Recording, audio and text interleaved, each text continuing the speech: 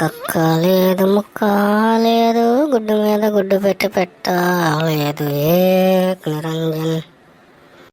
ఏంట్రా మంచి హుషారు మీద ఉన్నావు, పాటలు పాడేస్తున్నావు. హుషారా?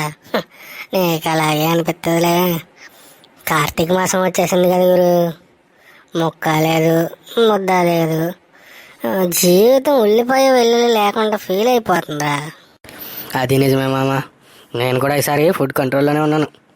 అందుకే కొంచెం భక్తి మీద ధ్యాస పెడదాం అనుకుంటున్నాను రా. సరే మామ, ఏం చేద్దాం చెప్పు మరి. కార్తీక మాసం ఏమైనా చదువుదామా, లేకపోతే అందరిలాగా కార్తీక పురాణాలు అవి విందామా? అదేరా, అందరూ కార్తీక పురాణమే చదువుతారు, నేను మాత్రం శివగీత తెలుసుకోవాలనుకుంటున్నాను. శివగీత? ఇదేంట్రా ఇది, కొత్తగా వింటున్నాను నేను.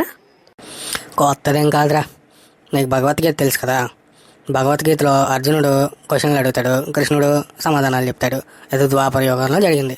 కానీ శివగీతలో మాత్రం రాముడు ప్రశ్నలు అడుగుతాడు, శివుడు సమాధానం ఇస్తాడు. ఇది త్రేతాయుగం నాటిది.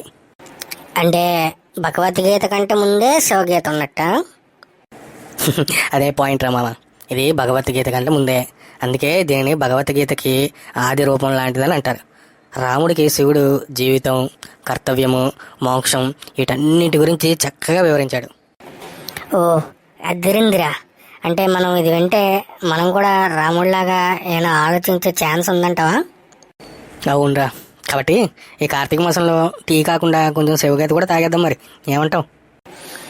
భగవద్గీత మనసును మేలుకొల్పుతుంటే శివగీత ఆత్మను మేలుకొల్పుతుందని నువ్వు అంతలా చెప్తుంటే ఇంక నేను కాదంటానేంట్రా. పద.